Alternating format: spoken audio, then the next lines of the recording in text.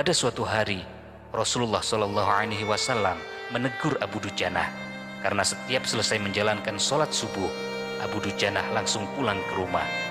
Jarang sekali Abu Dujanah terlihat berzikir ataupun menunggu Rasulullah selesai berdoa.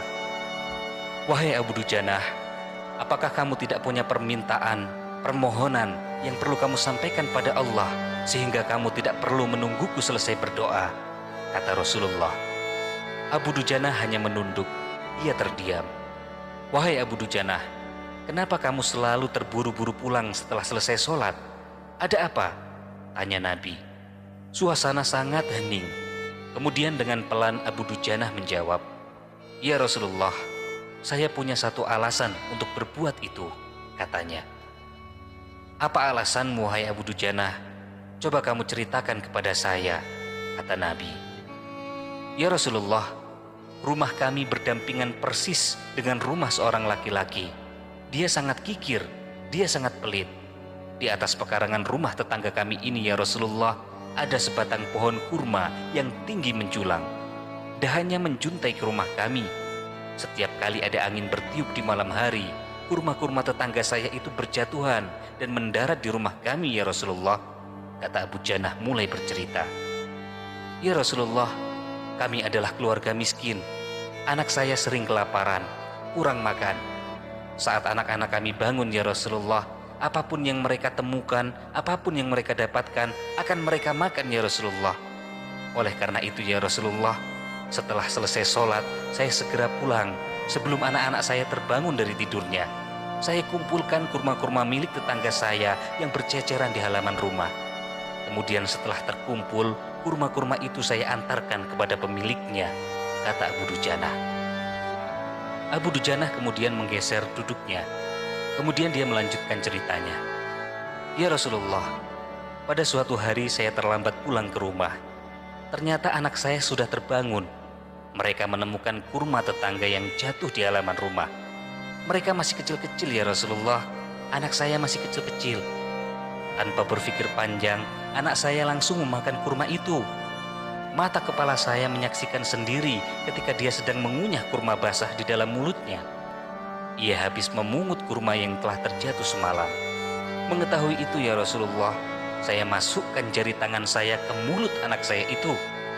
Saya keluarkan apapun yang sudah dimakannya, ya Rasulullah. Saya tak pernah membiarkan anak saya memakan kurma milik orang lain. Saya tak ingin makanan haram itu menyebabkan keluarga kami mendapatkan siksaan pedih di akhirat kelak, ya Rasulullah. Saya marah, ya Rasulullah. Kemudian saya katakan kepada anak saya, Nak, janganlah kamu permalukan ayahmu ini di akhirat kelak, ya nak. Anak saya menangis. Kedua pasang kelopak matanya mengalir air mata dengan sangat deras. Dia sangat kelaparan. Ya Rasulullah, kami katakan kembali kepada anakku itu, Anakku, hingga nyawamu terlepas sekalipun, sampai kamu mati sekalipun, aku tidak akan pernah rela meninggalkan harta haram di dalam perutmu. Seluruh isi perut yang haram itu akan aku keluarkan dan akan aku kembalikan bersama kurma-kurma yang lain kepada pemiliknya. Suasana pagi itu sangat hening. Mata Rasulullah Shallallahu Alaihi Wasallam berkaca-kaca mendengar pengakuan Abu Dujanah. Butiran air mata Rasulullah yang mulia berderai begitu keras. Rasulullah kemudian mencari tahu siapa sebenarnya pemilik pohon kurma yang dimaksud oleh Abu Dujanah.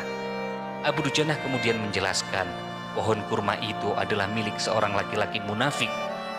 Kemudian Nabi Muhammad mengundang pemilik pohon kurma itu. Rasulullah Shallallahu Alaihi Wasallam menawar pohon kurma miliknya dengan harga yang sangat tinggi. Rasulullah berniat untuk membeli pohon kurma itu. Aku berniat membeli pohon kurma milikmu. Aku akan membayarnya dengan harga 10 kali lipat dari harga pohon kurma itu sendiri. Pohonnya terbuat dari batu zamrud berwarna biru. Dia disirami dengan emas merah. Tangkainya dari mutiara putih. Di situ ada bidadari yang cantik jelita sesuai dengan hitungan buah kurma yang ada, kata Rasulullah. Akan tetapi pria munafik itu dengan sombong menjawab, Saya tidak pernah berdagang dengan memakai sistem jatuh tempo, dengan hutang ataupun dengan cicilan. Saya tidak mau menjual apapun kecuali dengan uang kontan dan tidak pakai janji kapan pelunasannya. Tiba-tiba Abu Bakar As-Siddiq masuk. "Saya akan membayarnya kontan dengan harga 10 kali lipat harga kurma yang lebih baik dari kurma milikmu," kata Abu Bakar. Pria munafik itu sangat senang. Dia setuju, kemudian menyerahkan pohon kurma miliknya pada Abu Bakar. Selanjutnya, Abu Bakar menyerahkan pohon kurma itu kepada Abu Dujanah. Abu Bakar memberikan pohon kurma itu untuk Abu Dujanah. Rasulullah kemudian bersabda, "Wahai Abu Bakar, aku yang akan menanggung gantinya untukmu." Mendengar sabda Nabi ini, Abu Bakar bergembira bukan main. Begitu juga dengan Abu Dujanah. Sedangkan si munafik itu segera pergi. Dia berjalan pulang, kemudian mendatangi istrinya. Lalu ia bercerita tentang kisah yang baru saja terjadi. "Istriku, aku telah mendapatkan untung yang sangat banyak hari ini. Aku dapat 10 pohon kurma yang lebih bagus dari pohon kurma kita. Padahal kurma yang aku jual itu masih tetap berada di pekarangan rumah kita. Aku tetap akan memakannya lebih dulu, dan buah-buahan itu tidak akan pernah aku berikan kepada tetangga kita sedikit pun," katanya dengan sangat licik. Pada malam harinya, si munafik itu tertidur pulas.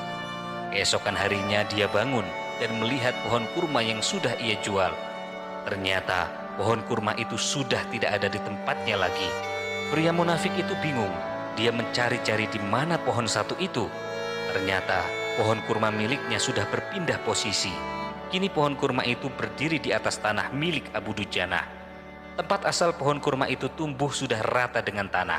Seolah-olah tak pernah sekalipun pohon kurma itu tumbuh di atas tanah milik si munafik. Masya Allah, ini adalah salah satu mukjizat Rasulullah yang menjadi berkah bagi Abu Dujanah. Sejak saat itu, Abu Dujanah dan keluarganya tidak pernah merasa ragu dan takut untuk memakan kurma dari pohon itu lagi. Sobat teman bercerita yang dirahmati Allah, kisah Abu Dujanah dengan pohon kurma milik orang munafik merupakan tamparan bagi kita yang membangunkan kita dari keterlenaan hidup selama ini. Di zaman ini, betapa manusia sangat mudahnya mengambil yang sebenarnya bukan haknya, bukan miliknya. Seakan-akan Allah tidak melihat apa yang dilakukan manusia, seakan-akan tidak takut pada ancaman dan azab Allah terhadap orang yang mengambil yang bukan haknya.